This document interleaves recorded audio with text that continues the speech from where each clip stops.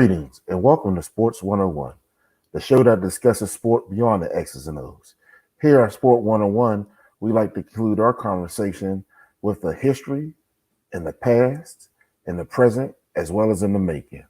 We also look at the game from a cultural perspective, i.e. people, places, and their cultural perspective. I'm your host, Jamar Harp. You be sure to follow me on social media, on Twitter at Coach_Harp412 and Facebook under Jamar Harp. Please make sure you get social with Sports 101 and the litany of other SportsZone Chicago shows. Remember, SportsZone Chicago is the only Black-owned podcast network in the United States, so everyone make sure to subscribe. You can follow SportsZone Chicago on Twitter at SportsZone CHI, Facebook at SportsZone Chicago, and Instagram at SportsZone Chicago. Remember, SportsZone Chicago is a sports talk app. You can watch and listen to my show or many other shows. Keep up with breaking news. If you missed the show, don't worry about it. All you got to do is go to our YouTube channel, search SportsZone Chicago, and you can do anything.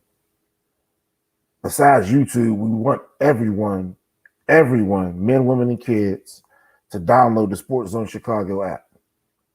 The SportsZone Chicago app can be found in the iTunes, Google Play, and Amazon stores. This week, we'll be talking about name, image, and likeness.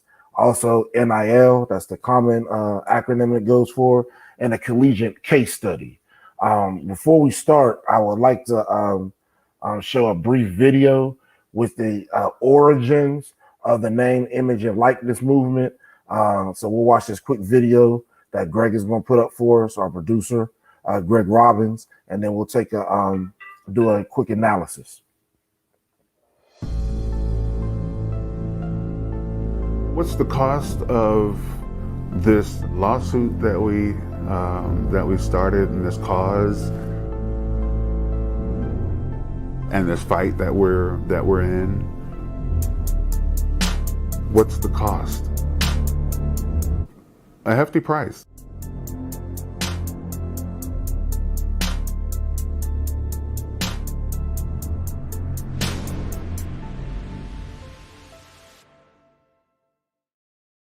People, looking at me saying, hey, you're the dude that, stopped the video games.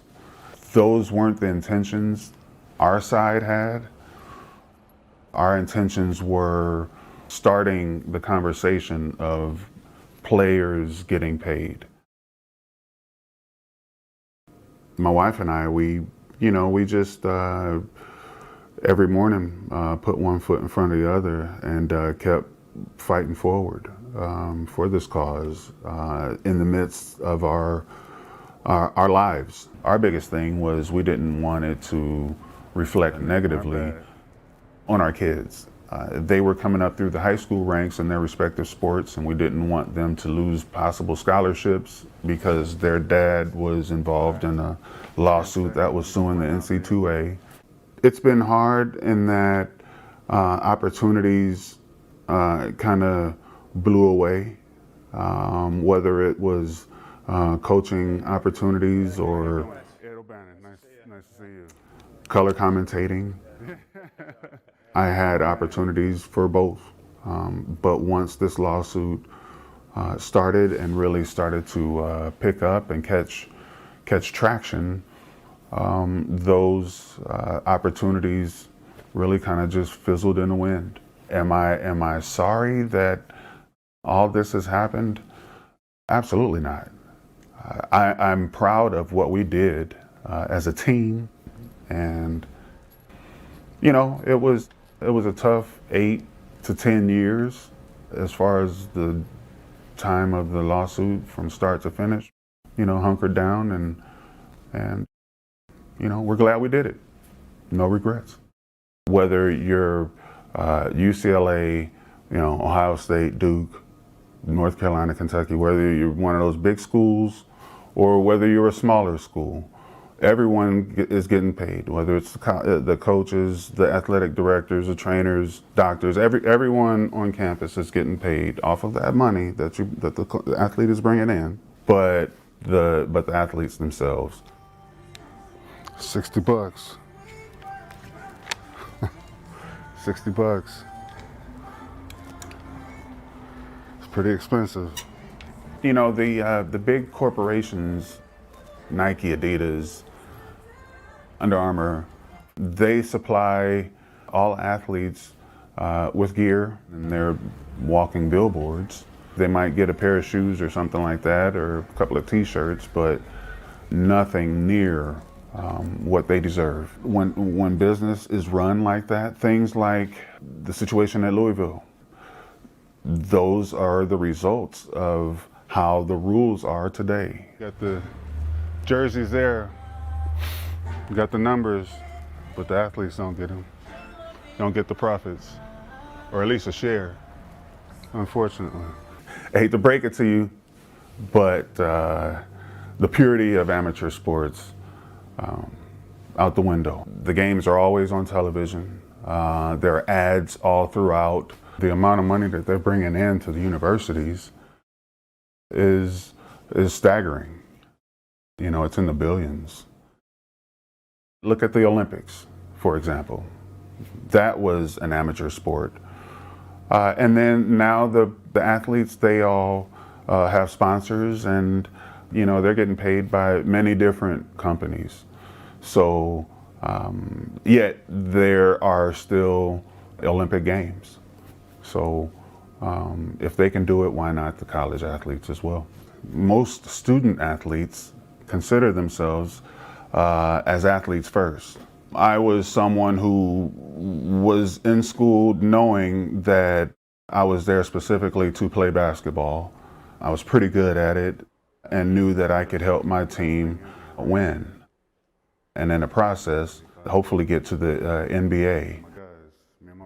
I wish I was a better student. I wish I worked harder in the classroom. But it just wasn't in the cards for me. So I concentrated fully, totally on basketball. It was my job. I always considered myself, for the most part, an athlete who, I've said it before, masqueraded as a student. The scholarship is great, but when you're bringing that much money into a school, I think everyone deserves a piece of that pie. You know, whatever that slice is, however big it is, athletes who bring the money in should also share in that. That's just the American way.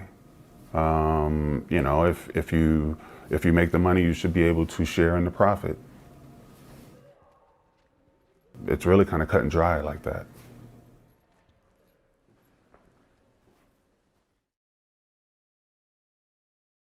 All right, thank you so much, Greg. So just unpacking that video, we saw how the images in the bookstore where a jersey is $60 and maybe 6,000, 10,000 of them jerseys are sold, and the athlete gets none of that. He also talked about, yes, the scholarship, but again, the millions of dollars that these athletes bring in and build the schools, all topics that I'll broach later on in this show. He also talked about the sponsorships that they're bringing with the NCAA, and more importantly, he invoked the reference of the Olympic Games, how not only is it still amateur, but a lot of the sports started to bring professionals, in particular when they were losing. Everyone talks about the dream team, but the dream team was established when United States collegiate athletes weren't the top in basketball anymore, and it was a long losing streak. So to bring the game, back home per se, they assembled a team of professionals. But the funny joke about that is everybody else in the world have been sending professionals the whole time. So again, basically he was just demonstrating how people pick and choose when they want to use the words amateurism. So the gentleman in that video, if you look at this picture right here, was Ed O'Bannon. Ed O'Bannon was a star in the 1995 UCLA championship team. And in July of 2009, he filed a lawsuit against the NCAA and the Collegiate Licensing Company, alleging violations of the Sherman Antitrust Act and of actions that deprived him of his right of publicity. Why did he do this? If you look at these next two pictures, he had agreed, these are pictures of video games, NCAA 2009, as well as NCAA football.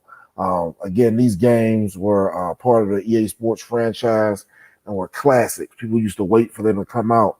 In fact, I was on NCAA 2000, I believe.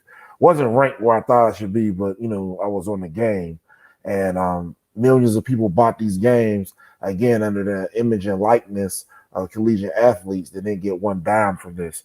So Mr. O'Bannon said all these things violated the Sherman Antitrust Act, and he was the lead plaintiff after seeing his likeness used in the 2000 game for the 1995 championship team, and it was used without his permission.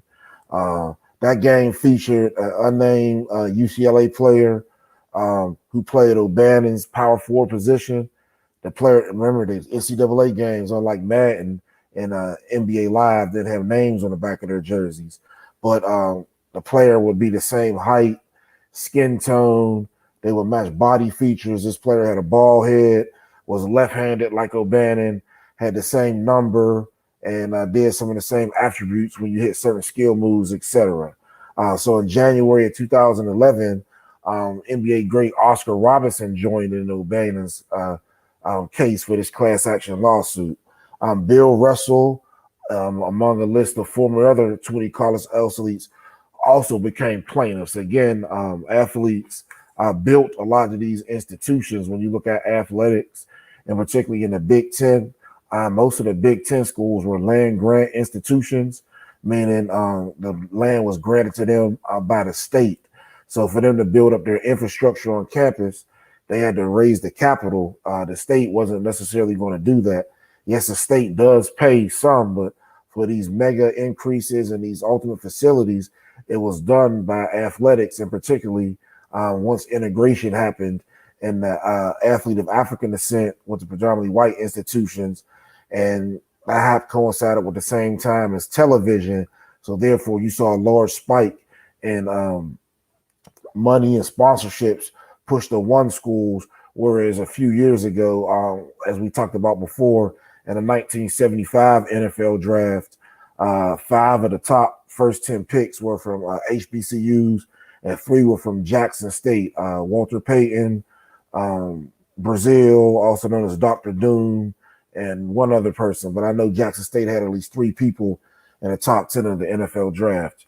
Again, these athletes brought this antitrust class act against the NCAA to challenge the association's rules restricting compensation for men's football and basketball players' image and likeness. So what that means is that when, as an NCAA athlete, most times when you go to camp, the first couple of days you sign a whole bunch of paperwork. One of the papers you always sign is you agree to relinquish your rights to image and likeness, and you have to do this to practice. Most people don't even read it. Like I signed it, for years, just knowing, that was the rules. However, as more money began being made in video games, jerseys, paraphernalia, online stickers, fatheads, etc., millions became made off a person's likeness, and they were working hard to do this, but yet going to the cafeteria. So these plaintiffs allege that the NCAA rules and its bylaws were an unreasonable restraint of trade because they prelude FBS football players and Division I men's basketball players from receiving any compensation beyond the value of their athletic scholarship.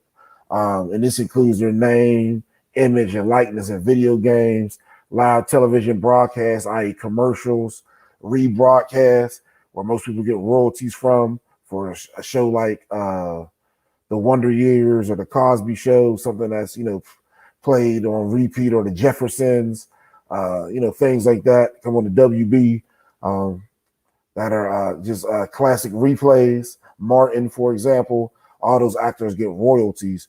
So all these rebroadcasts on ESPN Classic of these classic games, the players wouldn't get no money for that either. And the archival game footage they might use for any drill tape or etc. Electronic Arts and Collegiate Licensing Company, or CLC, they were co-defendants with the NCAA, and they departed from the case and finalized a $40 million settlement that can net as much as $4,000 to as many as 100,000 current and former NCAA athletes for the series of video games that have been broadcast since around 2000. They really started around 2003, but again, the first college football was in '99. The trial against the NCAA lasted from June 9th to June 27th, and the final written closing statements were submitted on July 10th.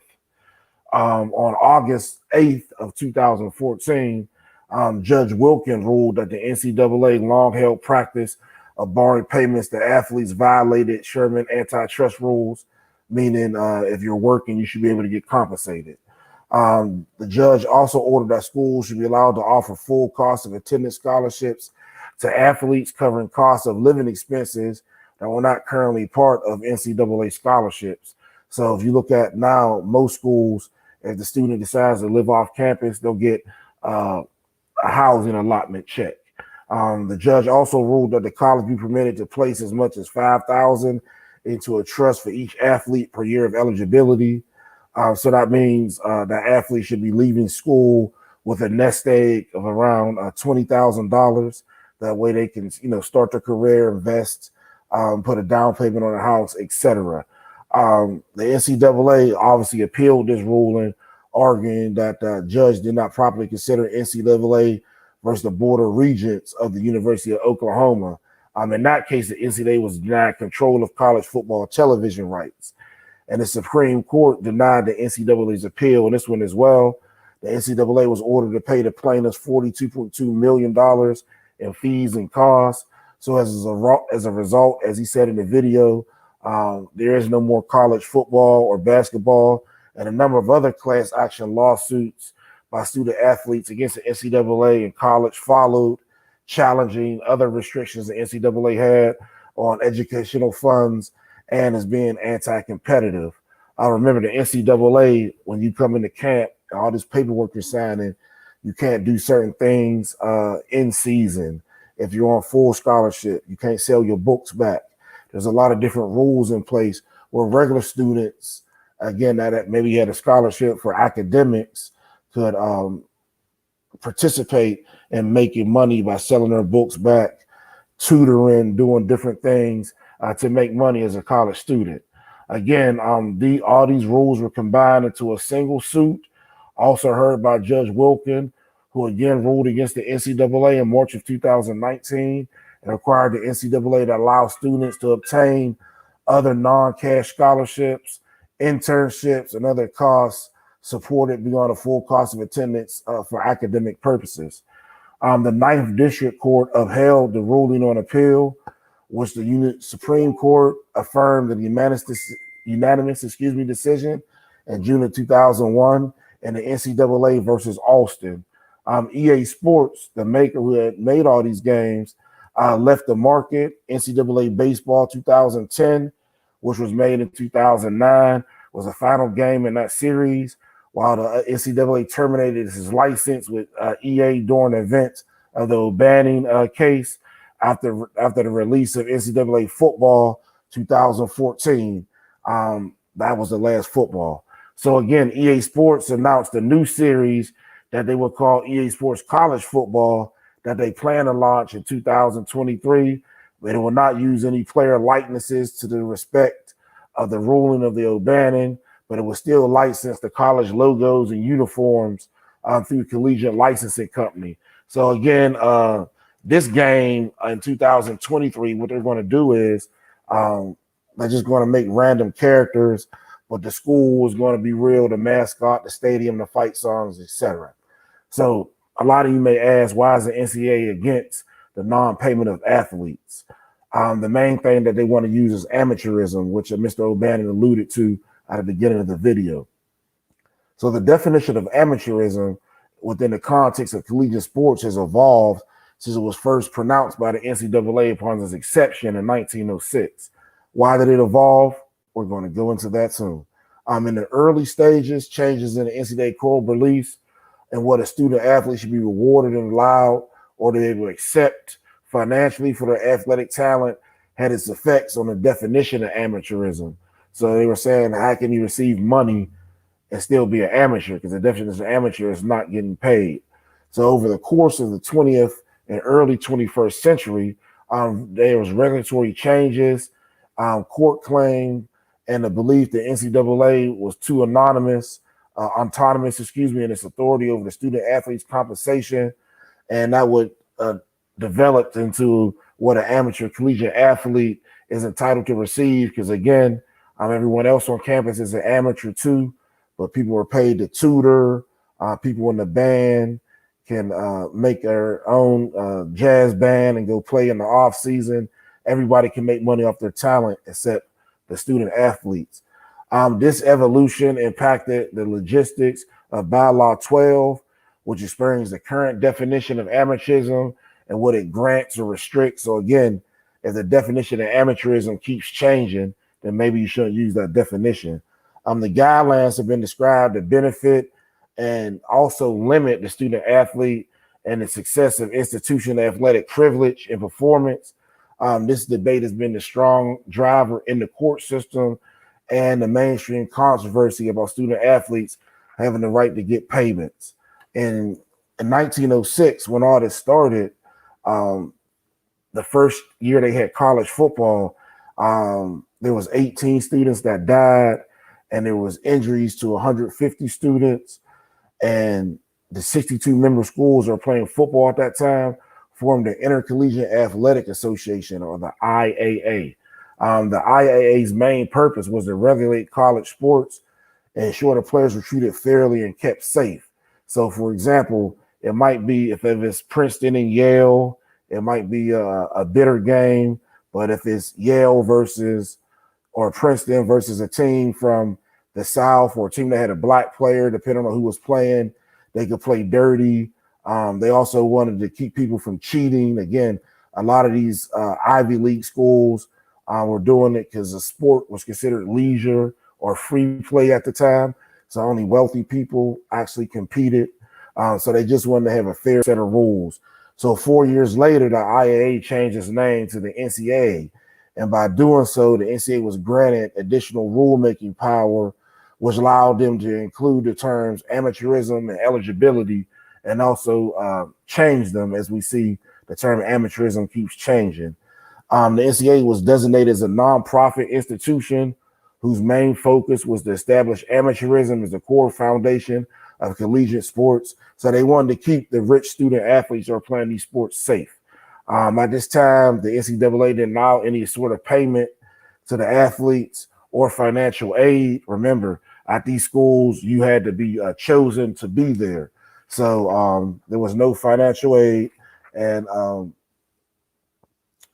the students were expected to do this just out of fun and, again, leisure. So in 1916, the NCAA designated an amateur collegiate athlete as someone who's played the sport purely for the enjoyment and the development of mental, physical, social, and moral skills. Again, because there was no need for money because everyone was rich. The founding fathers of the NCAA wanted a clear line again between college and professional sports, with college sports acting as one of the branches of an educational program. So again, at this time, it was all local. You didn't see any cross-country games. No one missed class. Everything was in the evening or early in the morning. The main focus was on education, and this was an outlet for the rich children. Again, that line was drawn by preventing any sort of scholarships for athletic performance. And however, in 1929, the Carnegie Foundation for the Advancement of Teaching published one of the first comprehensive studies on the tensions between amateurism and the economics of college athletes. Again, these early athletes realized that, hey, even though we're not getting paid, if they're charging 5 cents at the gate and, somebody's getting paid and that somebody's not playing. So athletes realized that, very early. This Carnegie report analyzed 112 college athletic programs, and it noticed the threats that commercialism posed to the integrity of the sport and the role of amateurism. So basically what the report stated was, the more you charged for the games, the more you wanted to build the facilities up. That in turn would lead to you wanting to get better players and to get these better players, you will have to entice them versus going to another school. So it's going to actually end up in payment. So it traced the roots of profit all the way back to 1880, and that's when the first ticket sales at college sports were recorded, and they charged admission to football contests. Sometimes it could be 50 cents. Sometimes the highest cost might be $1.50. And they also begin to solicit support from alumni to give back and improve the programs. The result of this, again, at some of these private or some of them were state institutions, but again, it was the affluent around this time. Some alumni gave generous contributions to the athletics and openly or sometimes covertly try to get a control. So, for example, if you go to these schools and you go to the stadium, whoever the stadium is named after, at that time they probably had more control. Well, they did have more control than the athletic director because they were pumping in all the money. In 1948, there was a new set of rules to alleviate the exploitative practices and the recruitment of student athletes by boosters. And they deemed this the sanity code. And it was supposed to eliminate financial aid to athletes not available to other students at their school. So you couldn't get an athletic scholarship. You can get a scholarship, but it had to be a scholarship that every other student can get. So this newly introduced sanity code prohibited colleges from providing, again, student athletes additional financial aid available for athletic benefit. At this point, the amateur collegiate athlete was granted the right to receive payment of the cost of tuition and fees to attend school, but he couldn't receive the money toward room and board. So if you see a lot of stories where the athlete was working in the kitchen and sleeping in his car, the school was paid for, but again, room and board couldn't be paid for at this time.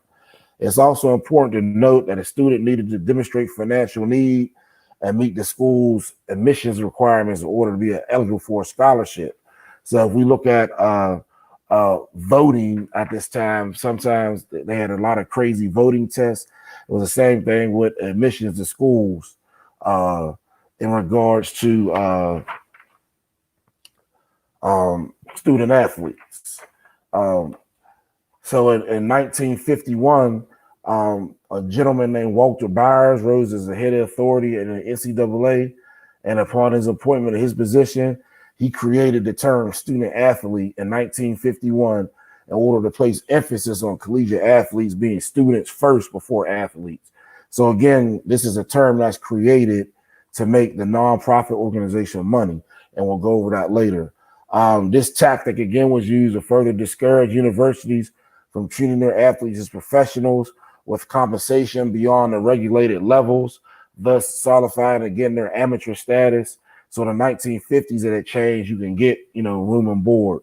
So again, the term amateur keeps changing. Byers did know that the level of compensation for athletes would change toward the end of his career because he just saw evolution.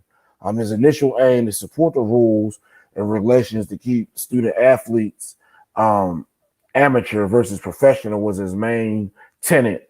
But the business of collegiate athletes continued to expand. Again, as television rights come in, broadcasting rights per conference that trickles down to schools. He would go as far to support the right of endorsement to be granted to student athletes. So he said, if you're going to be on television and print media at this time, remember newspapers were very big. It's the 1950s. You should be able to get some endorsement. He was pushed out of his position to lower his voice supporting endorsement, and the NCAA would add the right to have their room, board, and laundry money be covered by athletic scholarships before the end of his term. But again, he was silenced because he was pushing for endorsements. You see the next change in 2011. This is when Mark Emmert is the president of the NCAA, and he allowed Division I institutions or FBS schools to give $2,000 stipends to the student athletes on top of their cost of attendance. He continued to seek additional financial support for student athletes that covered necessary expenses outside of what is covered by the athletic scholarship. Again, looking at the case of O'Bannon versus the NCAA, it was regarding the legitimacy of the rights granted, again, to this definition of amateurism. Judge Wilkin again ruled in the favor of O'Bannon, but that didn't remove the limits that the NCAA placed on amateurism and compensation allowed to be received. The judge, she didn't want athletes to have the ability to endorse products, so her solution was to raise the stipend from $2,000 to $5,000. So again, the amateurism and the compensation keeps changing the more time goes on. This decision was again brought to the United States Appeals Court in the Ninth Circuit, and the NCAA ruled. The court solidified the decision 2-1, and it affirmed and partially reversed the lower court's ruling. The court eventually agreed with the judge that the NCAA amateur rules did violate Sherman antitrust laws, but it took away both the trust fund and stipend beyond the cost of attendance. So the reason for this ruling, they wanted to ensure that cash compensation not related to education did not damage the status of amateurism. So again, we'll watch another quick video and try to break this down in regards to what is really amateurism and what is the NCAA really trying to do. It's kind of great. Good for them. At the end of the day, to certain points, we as student athletes, get utilized for what we do so well, and we definitely, we're definitely best to get a scholarship to our universities. But at the end of the day, that doesn't cover everything. We do have hungry nights that we don't have enough money to get food, and sometimes, needed money is needed. But I don't think, you should stretch it out to hundreds of thousands of dollars for players, because that's not, a lot of times guys don't know how to handle themselves for money. So, but I think, Northwestern has an idea, and we'll see where it goes. Do you feel like an employee? I just feel like a student athlete, and sometimes, like I said, there's hungry nights where I'm not able to eat, and but I still got to play up to my capabilities, and sometimes it's that way. I don't see myself as so much of an employee, but when you see a jersey getting sold, it may not have your last name on it, but when you see a jersey getting sold, things like that, to some credit, you feel like you want something in return, and sometimes it feels that way. But like I said, I don't think student athletes should get hundreds of thousands of dollars. But like I said, there are hungry nights that I go to bed and I'm starving. So something can change, something should change. But if it doesn't, at the end of the day, we've been doing this for so long. So again, thank you so much, Greg. That was Shabazz Napier from the University of UConn. They went to the Final Four that year, and again, after that statement, the NCAA passed a rule that schools can provide money for food and can provide food for their student athletes. The initial statement was said on the court after they had won a game. And this was just an interview in the locker room afterwards. So the NCAA was pretty much shamed into doing this because, again, that NCAA tournament brings in millions of dollars, and we'll go over that later. Again, invoking the references that we spoke on earlier, Student Government Association, band, and other student organizations can get paid when student athletes can't. I'll tell you a quick story. In 2005, in my first year at Grambling State University, I was a graduate assistant. That year was a great football season, won the SWAC championship, HBCU national championship. However, due to Hurricane Katrina, the Bayou Classic was played in Houston instead of New Orleans. So everybody that traveled got checks from the school. During this time down there, you went to team banquets, this type of banquet, however, we got checks, and I think it was like 3 days, had like a $500 check from the school that, I didn't quite use on food. I had a free hotel room. It was just in case I needed extra food if I wanted something extra after the banquet.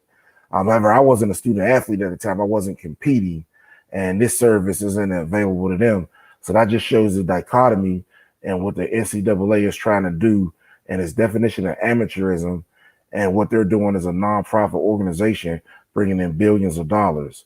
A bill has recently been proposed in California for student athletes to profit off their image and likeness from endorsers without losing their athletic scholarship or eligibility.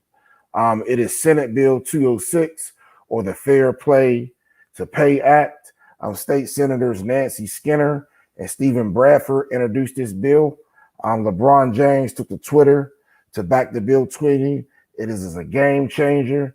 This bill will allow student athletes in the state of California to use their platform and sport to make their own money.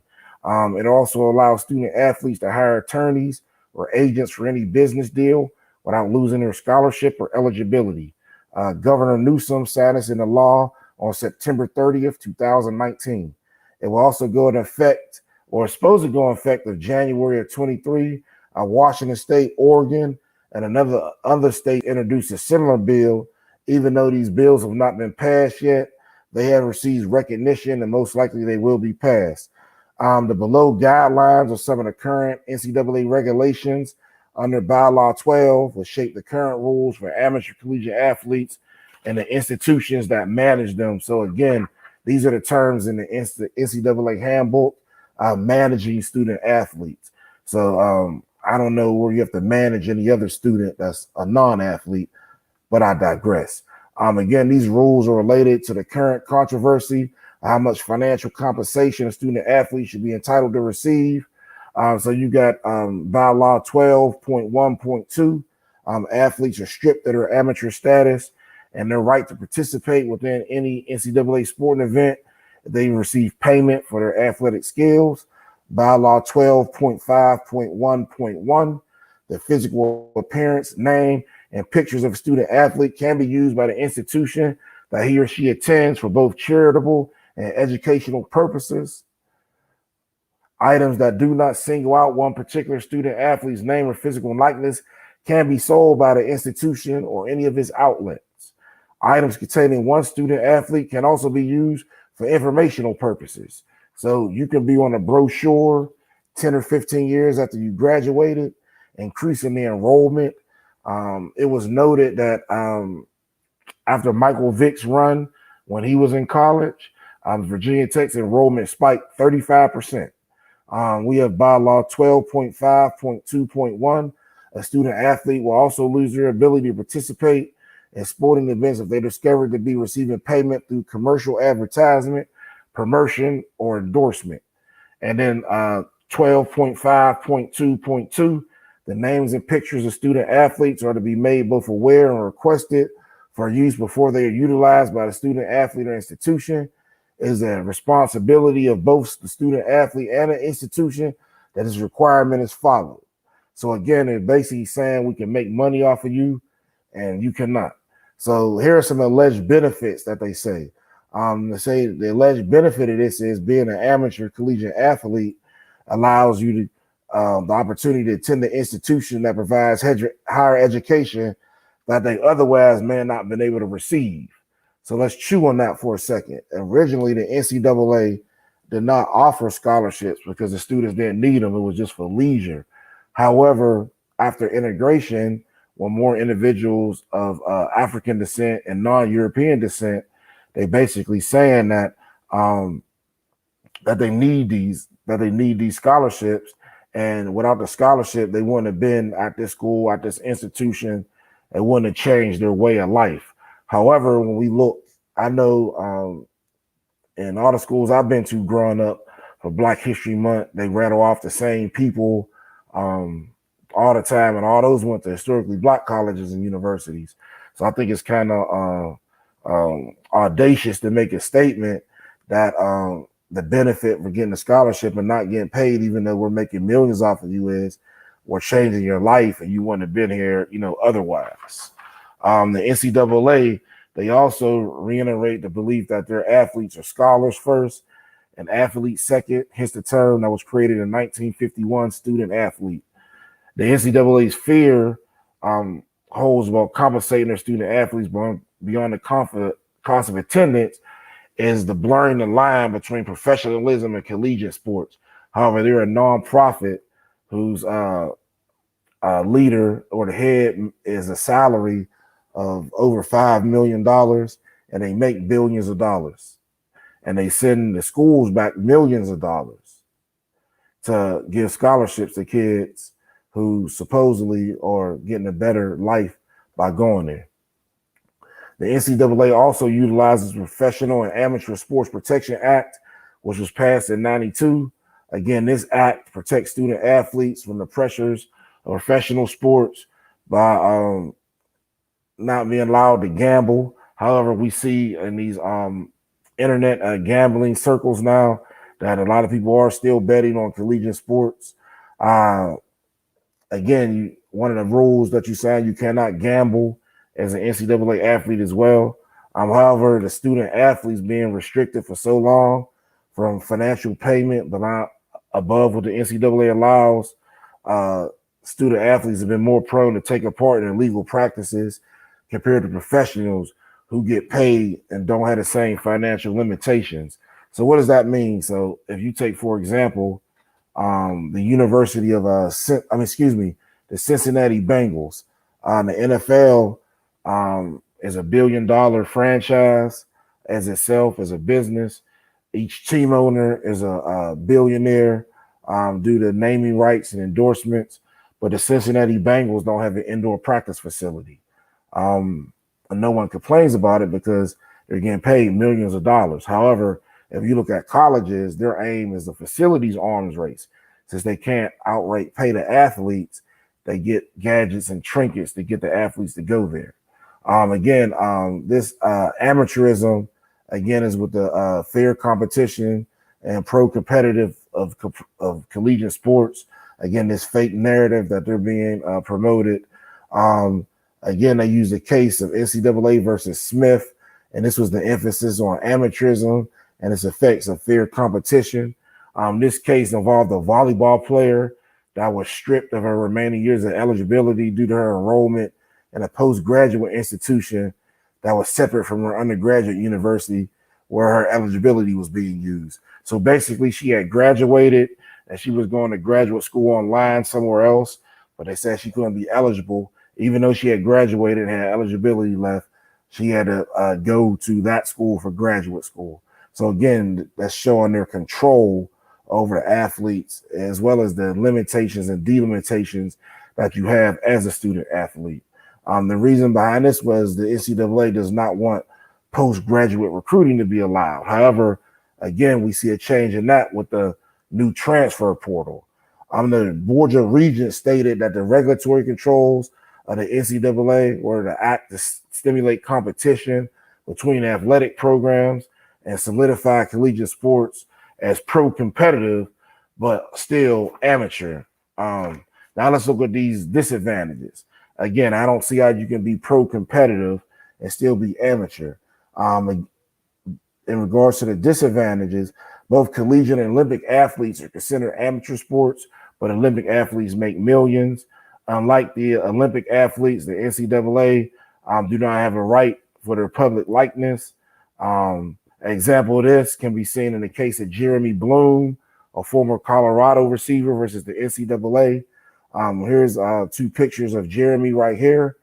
Jeremy was a skier with the United States Olympic team and also a wide receiver for the University of Colorado. He had an opportunity to receive endorsements to continue skiing, but he could not do so if he wished to be eligible to participate in NCAA athletics. His ruling was that his endorsements were to pay for training for the sport, and it was not sanctioned by the NCAA. It wasn't held on campus, and he was using money strictly for that. This case, among others, again, has brought the controversy in regards to athletes and their public likeness.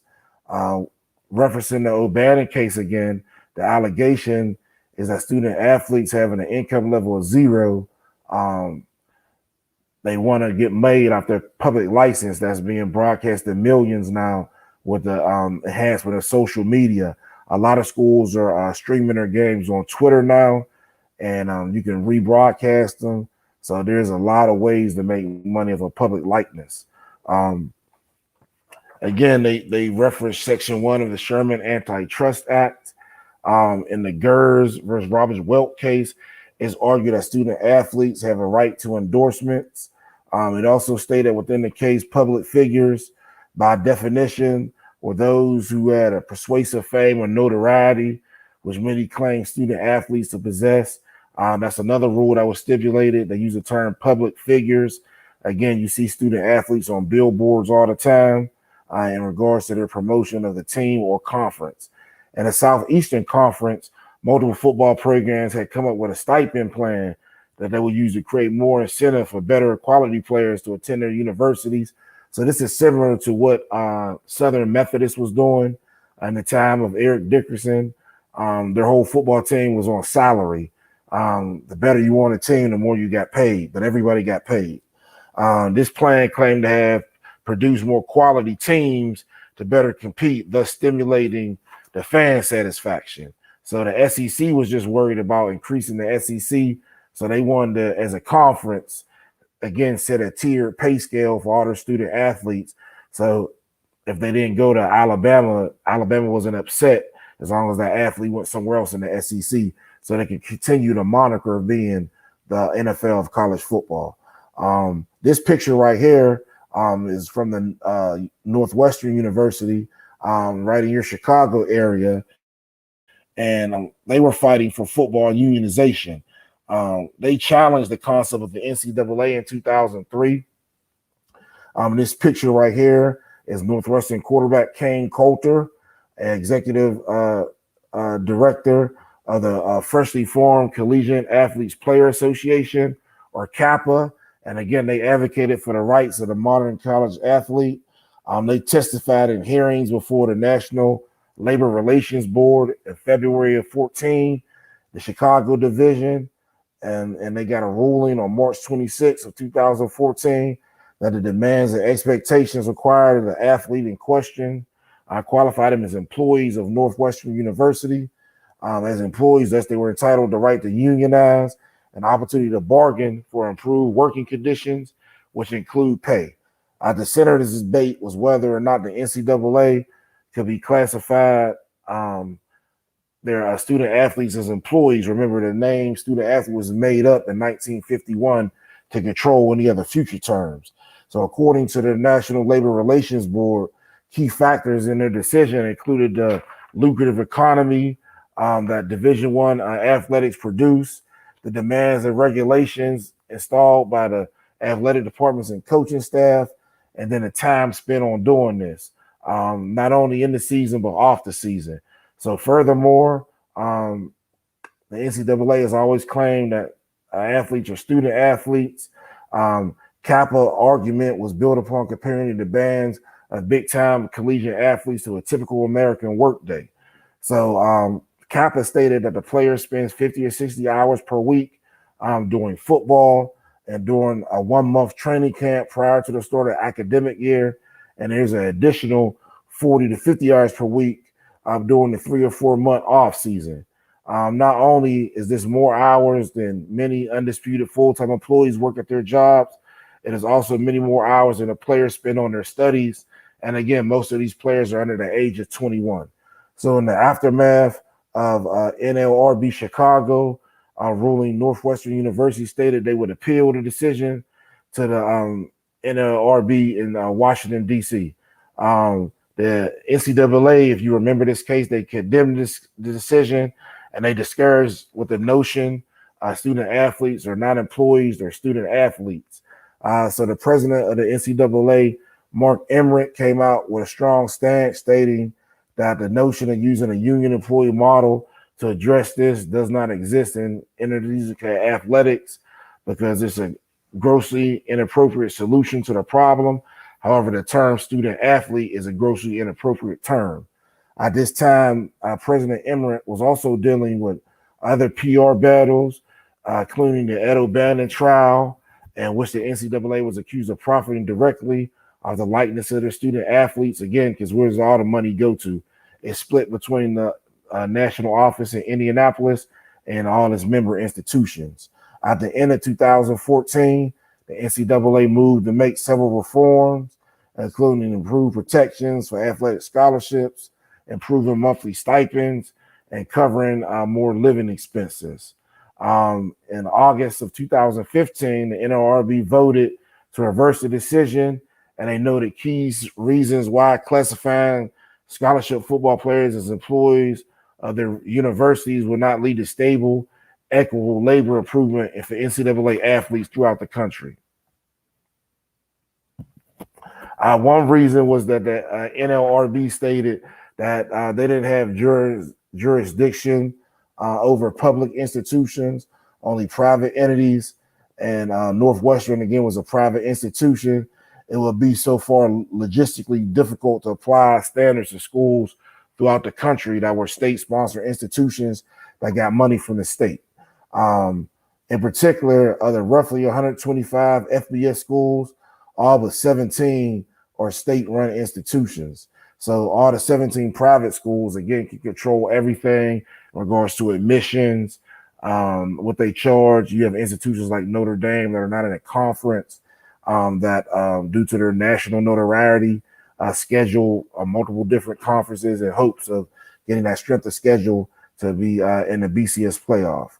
Finally, the NLRB in Washington concluded in the hearing that there's a symbiotic relationship among various teams and conferences in the NCAA, and as a result, the labor issues directly involving one team or players would affect the NCAA as well as the Big Ten, and it'll be too difficult to have a degree of stability. So the NLRB overturned the decision. The president of SEGA expressed his displeasure, but he made it clear it wasn't the end of the road, and the athletes would still fight for being paid. So we're going to take a quick break, and when we come back, we're going to talk about how much the NCAA profits off of collegiate athletes and its tournaments and bowl games. Again, this is Jamar Harp, and you're tuned in to Sports 101. We'll be right back.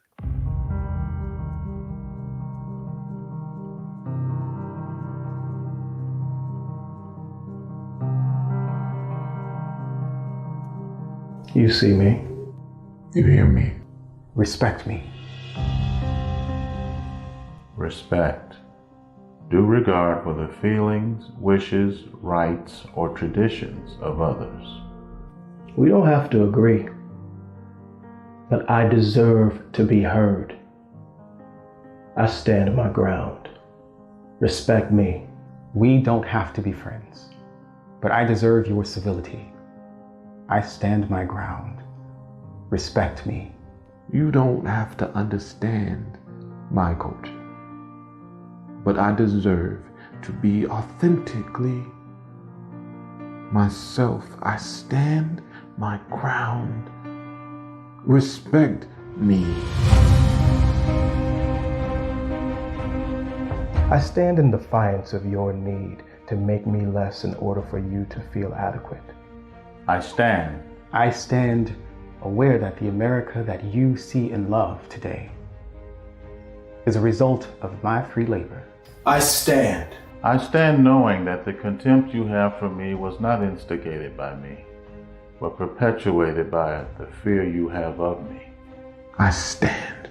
I stand surviving your many attempts to emasculate me. Indeed, I thrive despite it.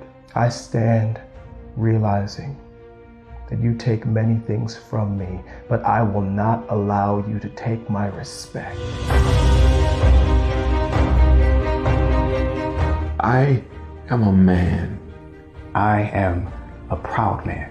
I am a proud black man. I am authentically, undisputedly, unapologetically a proud black man. I am authentically, undisputedly, unapologetically a proud black man. I am authentically, undisputably, unapologetically a proud black man. Respect me. I have done more than enough to deserve it, and still you withhold it.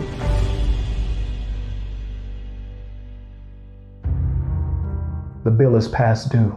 You owe me. Respect me. Respect me. Respect me.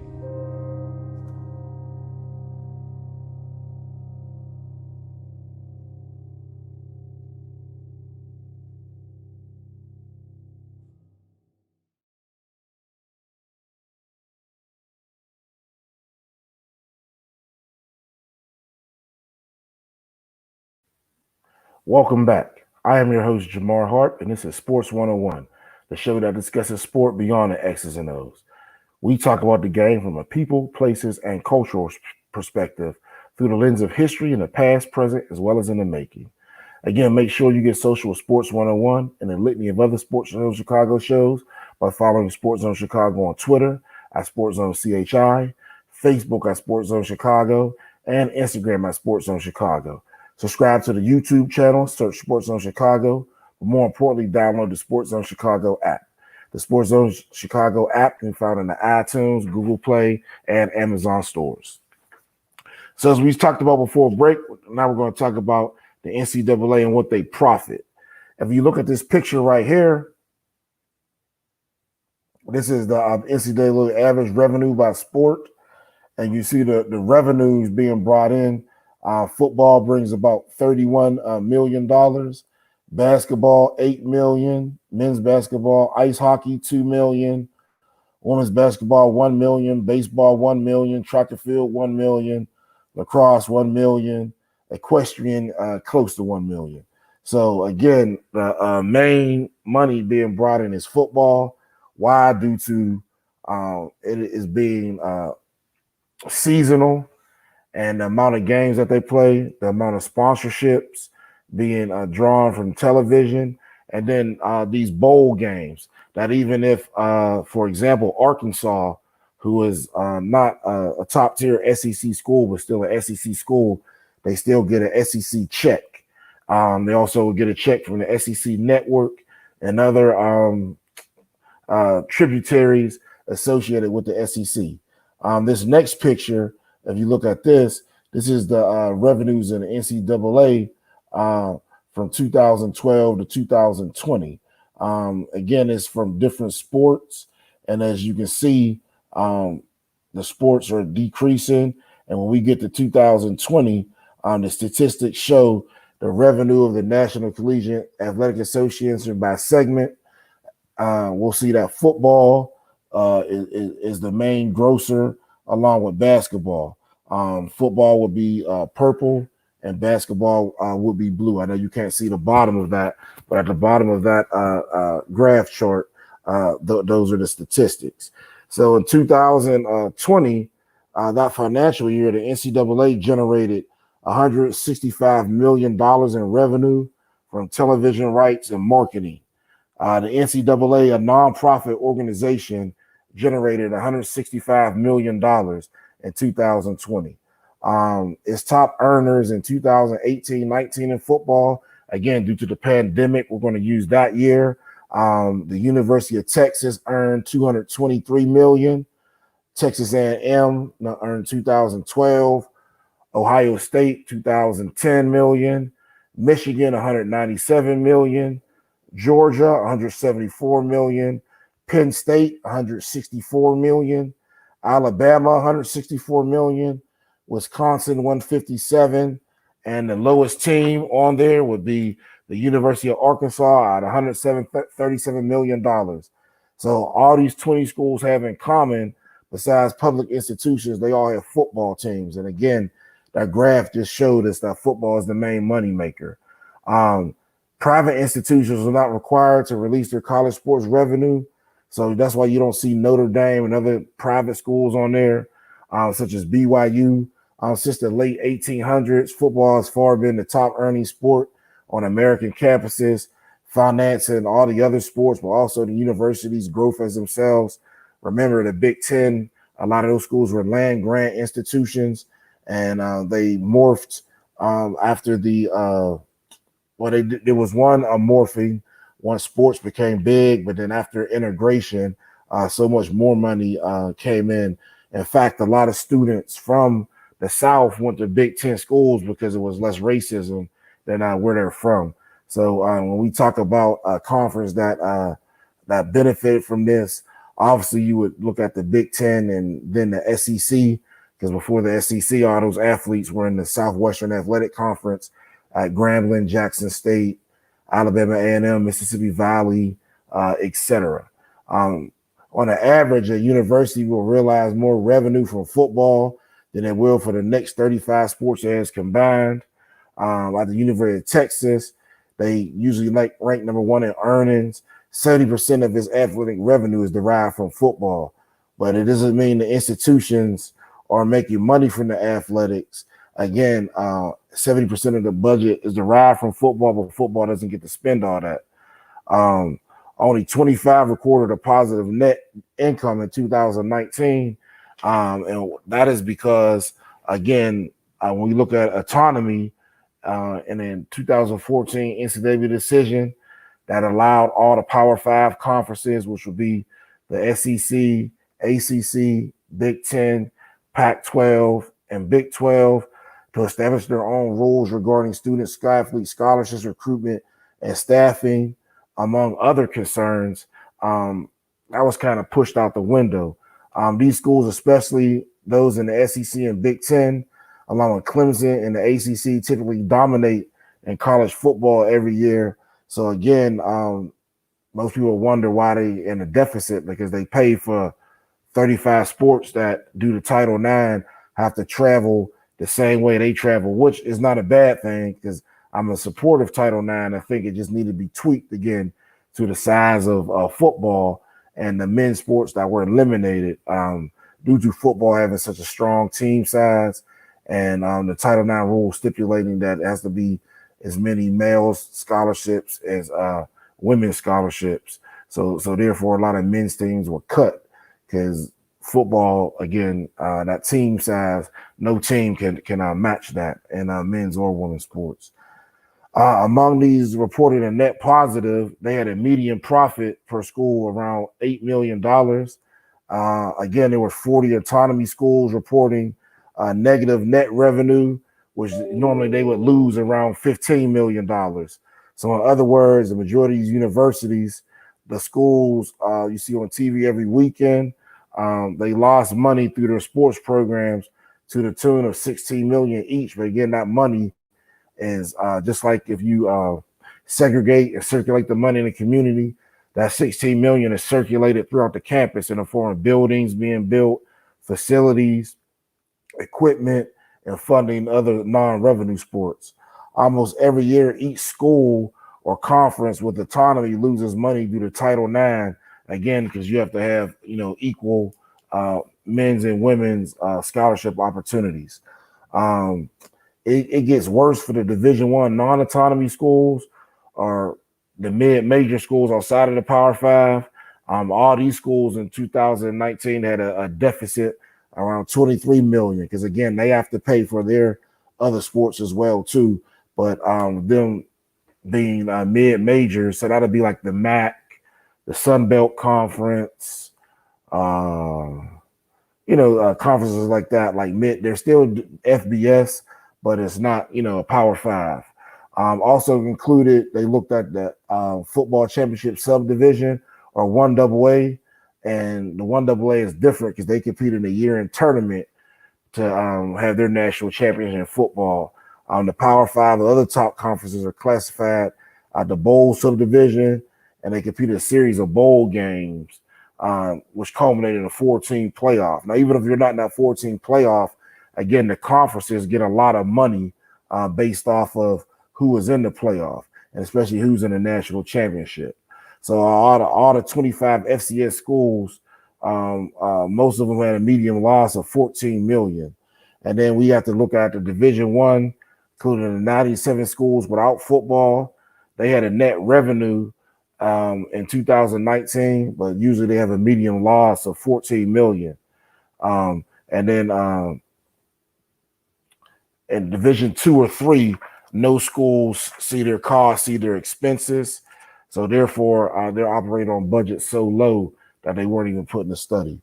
When we look at basketball revenues, this picture right here, if we look at this picture, it'll talk about the basketball revenues in particular for the NCAA tournament. So it's titled "Who Profits from March Madness?" And if you look at that by conference, you got the American Conference and the Big East, or / Big East, because it's the part of the Big East, the Big 10, the Big 12, the ACC, SEC, Pac-12, the top 8 schools, and then the total is around $200 million that's profited from March Madness. And out of that 200 million, again, if multiple teams make it so far the tournament, you get more money for your conference. So that's why if you look at football and even in basketball sometimes, because Auburn had a great run a few years ago, you just hear this SEC chant because, again, it's all about conference exclusivity. Of the roughly $1 billion in annual revenue, about $820 million comes from Division I basketball, and that's through television. They earn most of their money, which is around $129 million during the March Madness from ticket sales. Remember, the NCAA is a nonprofit, and it's not about making money, and it allocates $842 million annually so they send 90% of that $842 million to the member institutions for scholarships, travel, academic services, compliance, drug testing, and then the remaining funds are for NCAA operations. But again, the people in the NCAA are paid millions of dollars as well. So you take, for example, the All-State Sugar Bowl. That's in the BCS Championship Series. That is run by a nonprofit organization, the Sugar Bowl organization, and they earn money through ticket sales, sponsor payments, and licensing fees. But yet they're a nonprofit too, so that way their director can get paid millions of dollars. These bowl committees, they pay the participants, and the winners get a larger share. So again, there's multiple people eating off this pie. It's like a Ponzi scheme. The head coaches also get a bonus for going to a bowl game, winning a bowl game, winning their conference, having certain incentives. Another incentive coaches get is annual percentage rate in regards to GPA. So there's a lot of things that the coaches can get off the backs of the players. In February 21, the NCAA confirmed that the NCAA tournament, $613 million of distribution we paid to the members as long as all 67 games were played. So again, the sponsors said, we'll pay you the money as long as we get all the games, because the sponsors has sold the rights to different companies to broadcast commercials. So again, everyone's getting paid. So to get this, they had to make sure that every game was played. And that was significant during COVID, but the NCAA pulled it off after canceling the 2020 tournament, which was a financial downturn in collegiate athletics, which is still being felt. Some schools can come back from that financial hit. So that's why this next tournament, if all games are played, then all the millions of dollars will be released. They did have insurance, but the insurance payout for not having a tournament was only $270 million, and they missed about $600 million in revenue. And they took that $225 million and they anticipated $600 million and distributed it to its members. So again, they were down due to COVID. The NCAA received its largest event cancellation payment, and this was from the broker that structured the policy by the NCAA. And again, they put these insurance policies on to ensure they get their money in case something happens and the student athletes who are amateurs cannot compete. The insurance industry estimated it would cost the NCAA $8 million and $9 million per $1 million of coverage if they were to cover the tournament for the whole $800 million. So that's why they only covered for that small amount, even though they make billions of dollars. Kathleen McNeely, the CFO for the NCAA, said we had a plan. We implemented that, and the plan is working. So they said they're going to take that hit, but again, they make billions every year. They also said it was imperative to get things back to normal beginning in March, because a second disruption to the NCAA tournament could erode the NCAA standing, not only with its member institutions, but the sponsors who wait for that time to put different ads on, because that is one of the most watched sporting events on television in the United States.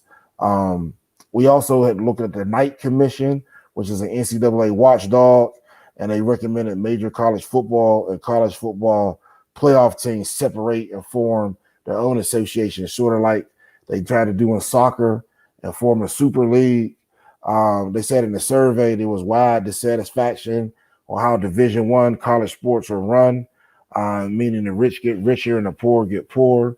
The NCAA tournament is still the lifeblood of the association's members, and it's the primary source of NCAA income because, again, there's no FBS or FCS in basketball. Everyone's Division One. So the $800 million they normally get from the tournament is 72% of the $1.1 billion that they make totally. So last year, the $600 million was scheduled to flow back to the schools, but couldn't because, again, they didn't have a tournament. But again, these schools that it's flowing back to are already the richest of the rich. The television rights and the financial underpinning is also a big key in major college sports.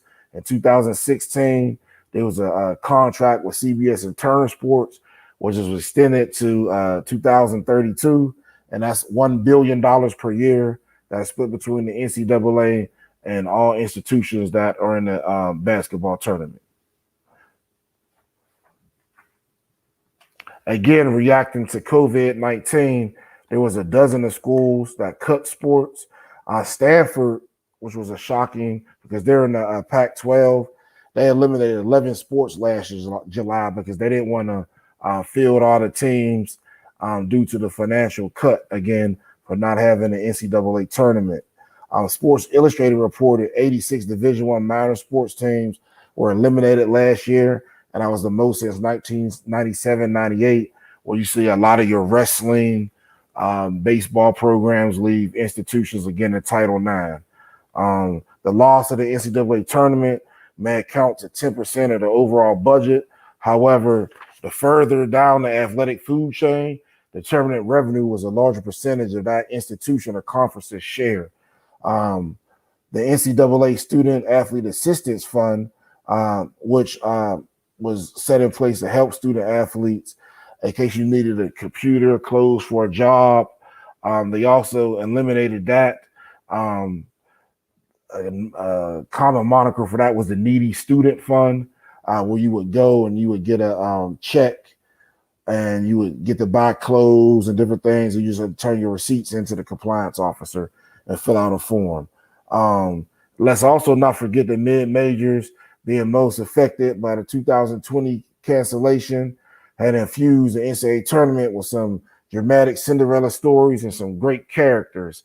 So we got Sister Jean of Loyola Chicago. Everybody loves Sister Jean. We got the Valparaiso with the Drews. You had Steph Curry and his run at Davidson. And there's always a tournament diaper dandy player or team that comes out of nowhere and makes a run. But again, Loyola Chicago and Sister Jean's run. You got to give a shout out again to Sister Jean. She's still trooping at that young old age of, let's say, 99. So the mere reaction to the tournament's cancellation promoted mounds of new debt for these schools, and they lost ticket revenue, so it was just real bad. So that with all this, with COVID, the NCAA cut its budget to $130 million. So that was another $66 million loss from the previous year. They try to use Wimbledon, the tennis center, on how to avoid this conflict. So what Wimbledon did, they collected $141 million in insurance after that tournament was canceled last April. They foresaw that the pandemic may happen, so they increased the insurance by $2 million. However, I don't understand why the NCAA refuses to do that, even though they make billions of dollars and they're supposed to protect the athletes. So during a multi-year agreement with an insurance company, the insurance company will not let them alter their premiums or the payouts. So they faced a new policy. They have to put more money down up front, and they weren't really wanting to do that because the NCAA tournament in its full value is around $1 billion. So that's the entire assets of Lloyd's of London in 2019 were only $74 billion. So Lloyd's of London is one of the oldest insurance companies in the world. Now, a quick note, most of these insurance companies in London or in Europe, they started on the docks. The reason they started on the docks is because due to the transatlantic slave trade, either goods from the Caribbean, West Africa, or North America, or individuals from those same places. So that's just a quick fun fact. The NCAA also has a current policy in regards to its prudency and operation, where they can't even say that membership will have an appetite for that large premium to cover the entire cost. So in 2017, the governor's board decided on a $200 million one-time distribution to NCAA schools. Again, this was due to a lot of the arguing back and forth about name and image. So again, to appease people, they threw $200 million, but again, that's not even what they make in 1 year, because they make $1 billion a year. They also used $210 million to settle a class action lawsuit, and they defended their decisions privately. Now let's look at these facilities that these NCAA places have. The people in charge of the Clemson University Athletic Department were trying to define the design for their facility. So they wanted to have a miniature golf course, but they didn't want to know if it was going to be 9 holes or 18. They wanted room for sand volleyball courts, laser tag, movie theater, bowling lanes, a barber shop, and they were building a $55 million complex that was South Carolina's second largest public university exclusively for football players. The reason being, they said it was going to be their home on campus, and it was the latest innovation in athletic facilities arms race that is costing America's public and private institutions millions of dollars, and is not showing signs of subsiding. And again, you got to get the most flashiest stuff to attack the teenagers. In 2014, 48 schools spent $772 million on facilities, and that was an 89% increase from $400 million in 2004, which was kind of adjusted for inflation. The big time schools are taking in more money than ever, and they're spending it, again, increasing their facilities. This past decade saw rampant building and facilities at major schools across the country, and this facilities arms race. So football and basketball arenas are complemented with practice facilities, pro locker rooms, players' lounges, HDTVs, video game systems, and also luxury suites to get more money from boosters. So now when we look back at Clemson, who at the time was undefeated, and in the college football Final Four, the player took tours of the facility, was one of a kind. They called it a player's village. Dabo Swinney was pumped. It was supposed to be the epitome of Clemson, fun, special, and unique. It was just the best, however, for a matter of months, because critical of college sports, the next school is going to outdo you. And why? Because they all want to pander to athletes that are 18 years old so they can come to their school. So a writer was saying, what's going next? At some facility, they're going to have a floating lazy river, a roller coaster. And this person worked at the athletic department at the University of Maryland. Why? Because these wealthy donors at Clemson and other schools rush to outdo their peers. At Maryland, they're so pressed, they persuaded the governor to get state funds to build them a facility. At other schools, they do historic fundraising projects at the University of Virginia. At Colorado Boulder, the athletic department is finishing a $156 million project that includes locker rooms for facilities for football. But they stated by the time they're done, they're going to be back in last place because somebody's going to build something bigger. So it's never ending. If you look at these pictures right here, this is from 2013. This is a lap pool inside Clemson's facility, as well as hot and cold pools. This next picture right here, again, is the indoor practice facility at the University of Tennessee. And our last picture, again, is the locker room at the University of Tennessee. This $45 million training center was built in 2013, has 2 stories, hydro theater, therapy, amphitheater, They had professional scouts there, just praising the facility. But again, since they built this, somebody else had to do better. This facility was home to, it was the nation's best football facility for 3.5 months. So in August, Oregon opened their facility. That was a gift from Phil Knight. So due to Phil Knight being an alumnus of the school, the owner of Nike, no one knows for sure how much money he actually spent on the facility. But it's supposed to be valued at $95 million. But the actual construction costs were closer to like $140 million. In addition to, they also have a new building, materials from overseas. They got lockers from Germany. They got a wood floor from Brazil, and they got lounge chairs for the players from Italy. They also put technology in there with a 40-yard electronic track that measures speed, power, and foot placement. And the past decade, again, the ACC, the Big 10, Big 12, and Pac-12 have built baseball, volleyball, and other stadiums. If you look at this picture right here, in July of 2014, Texas A&M unveiled a 7,000-foot square video scoreboard that was the largest in college at that time. The school officials insisted that it was bigger than the one at the University of Texas, which the Longhorns fans nicknamed Godzillatron, because everything has to be bigger in Texas. This was the largest scoreboard for 1 year, and in September of the previous year, Auburn debuted a 10,000 square foot video scoreboard. If you look at this video right here, this is a video of the Clemson facility, so you can see all the features inside that. Oh, okay. Gotta take care of young coach.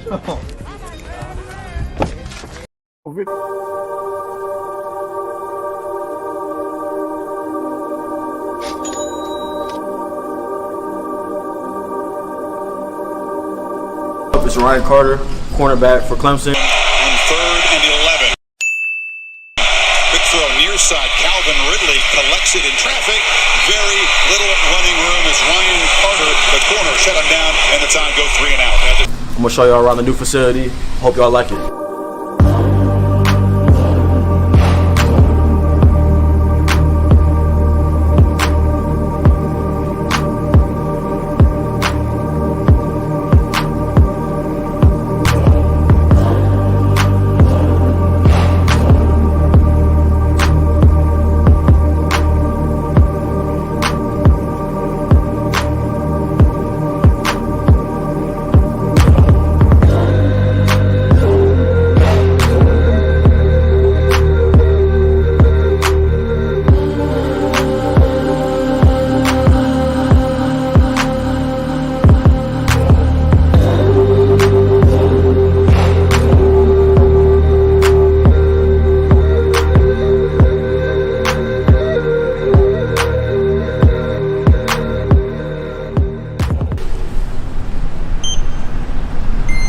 So, I like the noise it makes. Right.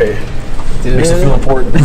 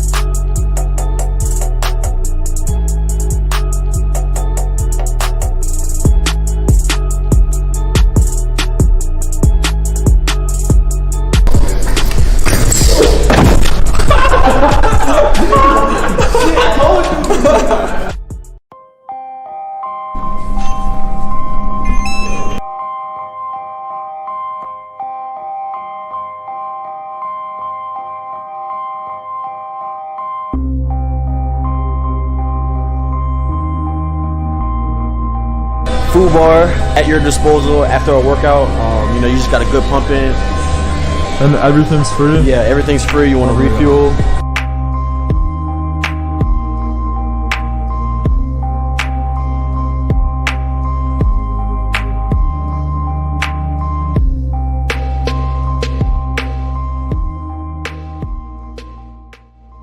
honestly, I love the fact that no matter what level you are or what status you are in this program, like the feeling is like it's yours. Like it's for everyone's treated equal.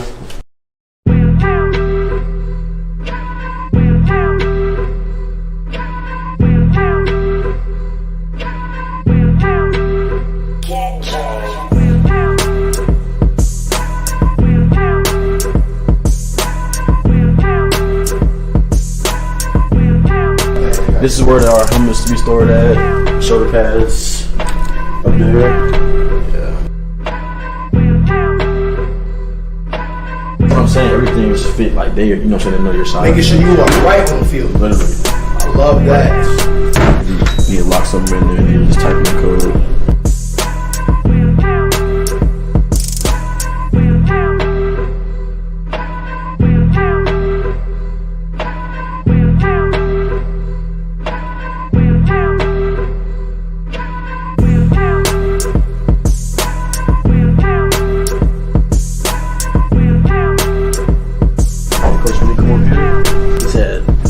Pay to discipline or pay to regret. Like,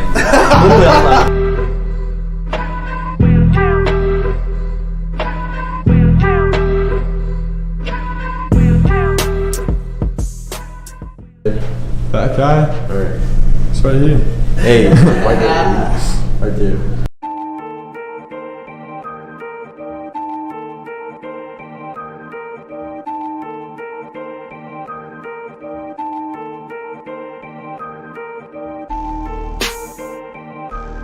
I feel like Clemson's taking a gamble on you in some regards just because of your lack of head coaching or even coordinator experience. No? Started from the bottom, now we're here. Started from the bottom, now my whole team here. Started from the bottom, now we're here. Started from the bottom, now the whole team here. Started from the bottom, now we're here. Started from the bottom, now my whole team in. Started from the bottom, now we're here.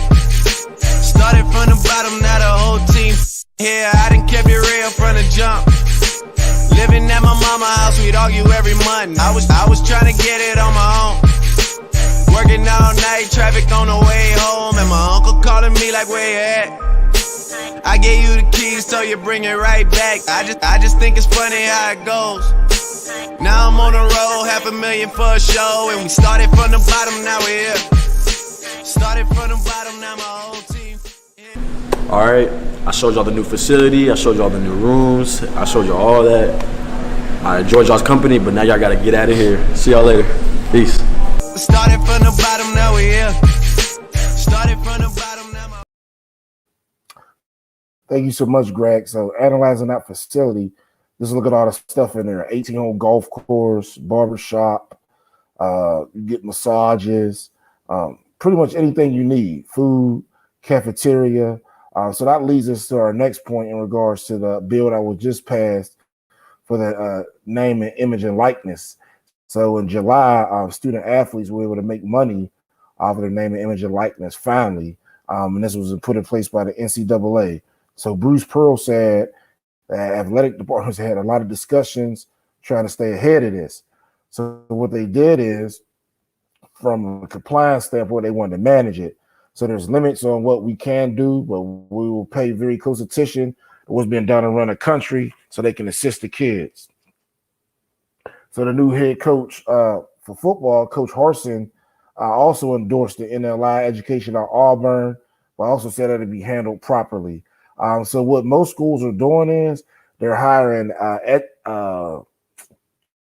executives from search firms or from marketing companies in the athletic department to handle the marketing for student athletes. So they'll put together a marketing plan for the student athlete, contact individual businesses that may want to use them for autograph signings and or pictures, maybe certain car dealerships and workout deals so they can get over the table cars versus under the table.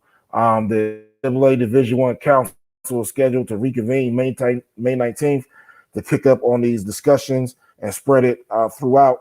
Now, I'll be aforementioned if I did not include historically black colleges in this, and particularly Coach Prime and his thoughts on the NLI movement. So if you can show this video right here, Greg, that'll be great.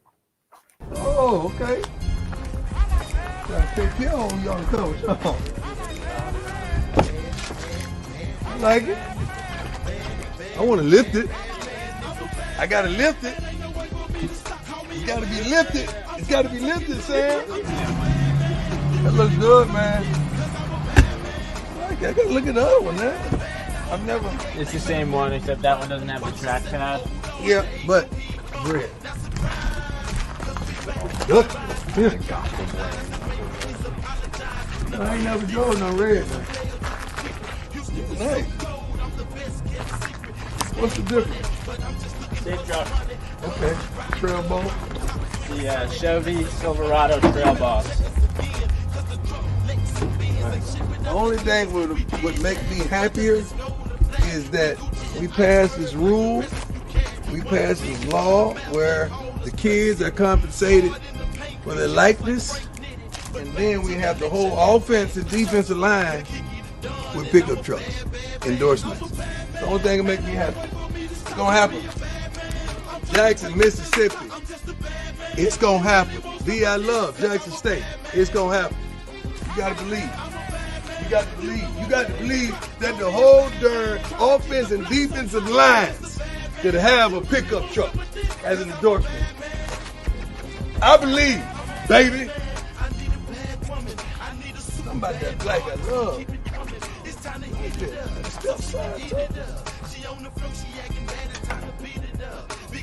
Like that.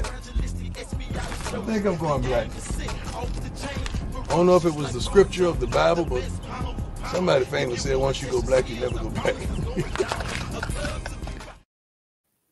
All right, thank you so much, Greg. So if you see what Dion was talking about in the video, he got delivered 2 cars for his personal use from a Chevy dealership in Jackson. With Dion driving their cars, they want to induce more shopping at their dealership. Dion then went into talking about, or Coach Prime, he went into talking about how he wants to use the NLI to help his players, and particularly the offensive and defensive line, all have trucks similar to what he was presenting. Again, this is something that I think can happen. I believe not only for Jackson State, but for all student athletes. And with that, I want to go into our closing for the day. Again, the NCAA makes billions off of so-called student athletes. We already broke down that term and know that it's outdated and antiquated and shouldn't be used anymore. They also use revenues to build facilities for athletes and facility and academics for non-athletes. Also, these coaches and administrators are paid millions of dollars every year.